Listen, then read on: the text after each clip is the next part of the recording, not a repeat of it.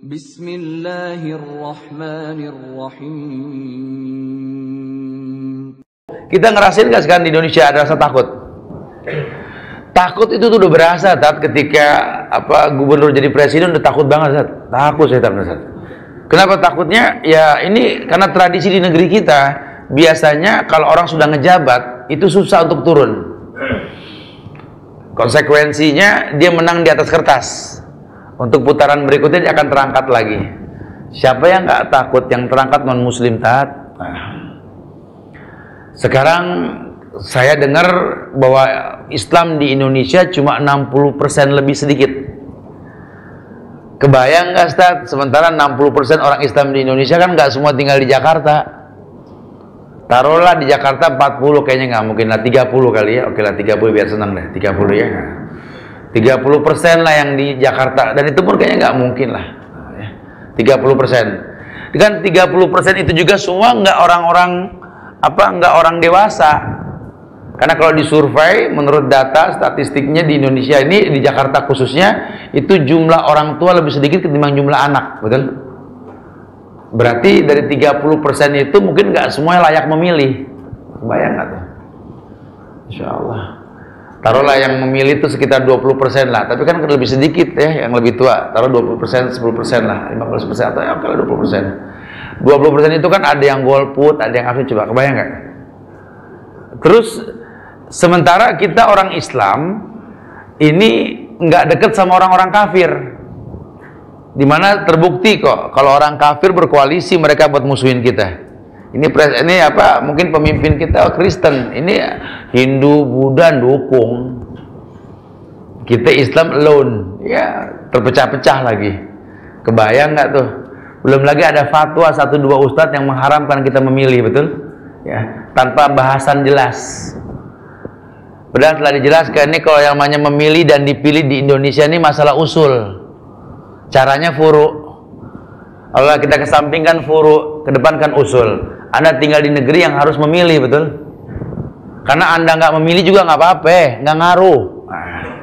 Anda milih pun ya silakan saja kalau berilmu. Ini bukan masalah itunya. Anda memilih atau nggak memilih akan terpilih orang, betul? Siapapun yang terpilih, Anda harus taat. Tanya sama yang larang, tanya. Terus kalau orang kafir lagi yang terangkat, kita harus apa? Tanya sama yang berfatwa.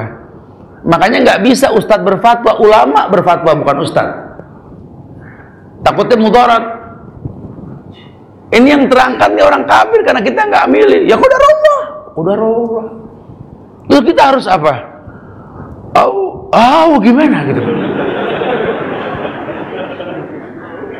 Ini kan muskilah, betul. Sekarang jadi masalah ini nggak milih pun nggak apa-apa. Tahu hukumnya kok. Lawang memang nggak apa-apa kok. Islam nggak menyalahkan. Cuma kan kita harus berilmu dalam masalah ini. Ya, lihat prospek ke depannya, tahu agenda tiap orang, cari tahu.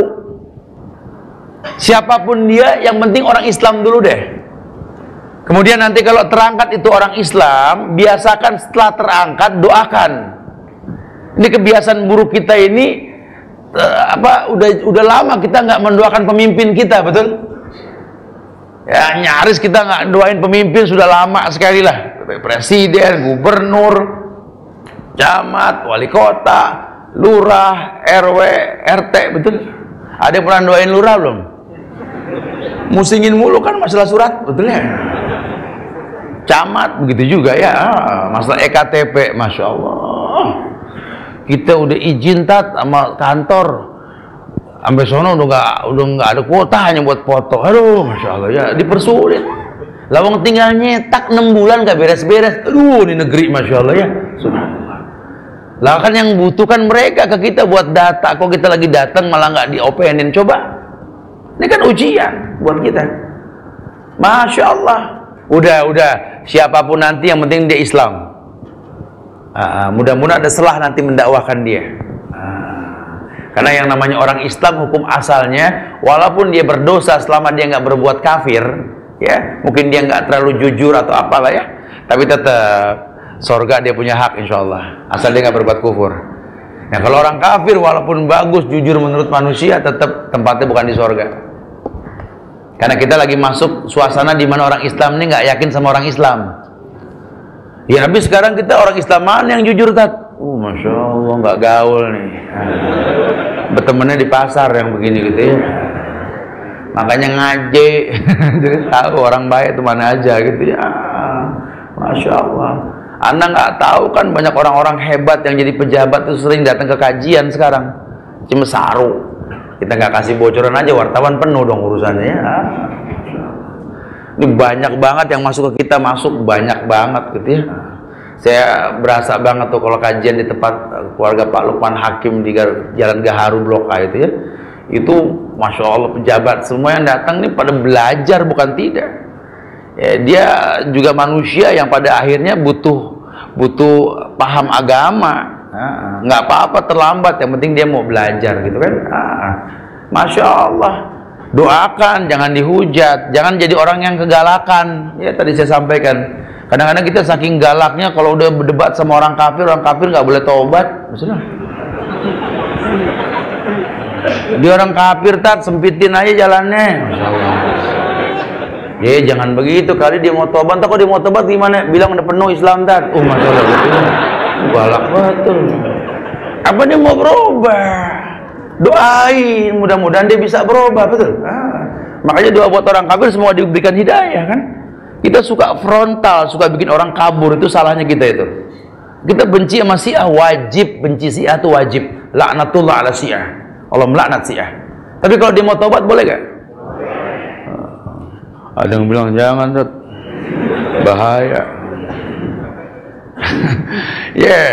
Subhanallah, Allah nggak perintahkan Abdullah bin Ubay bin Salul untuk dibunuh Pak ketika dia hidup, betul? Orang munafik pun punya kesempatan buat bertobat. Masya Allah. Lihat lembutnya dakwah Rasulullah Shallallahu Alaihi Wasallam. Makanya banyak ini sekarang udah mulai terbuka nih ya, orang-orang yang di luar dugaan. Teman-teman di kepolisian tuh geleng pala. Ini ketua preman ini, Tat. Geng motor ini nggak bisa taubat, keluar masuk penjara nggak merubah dia, Ustaz. Kajian tauhid bikin dia melo. Masya Allah. Dahsyatnya agama. ya saksikanlah film berikutnya ya. Masya Allah ya. Betul-betul dahsyat ya. Islam ini betul-betul Masya Allah, Masya Allah. Nggak ada yang nggak mungkin kalau memang caranya betul ya.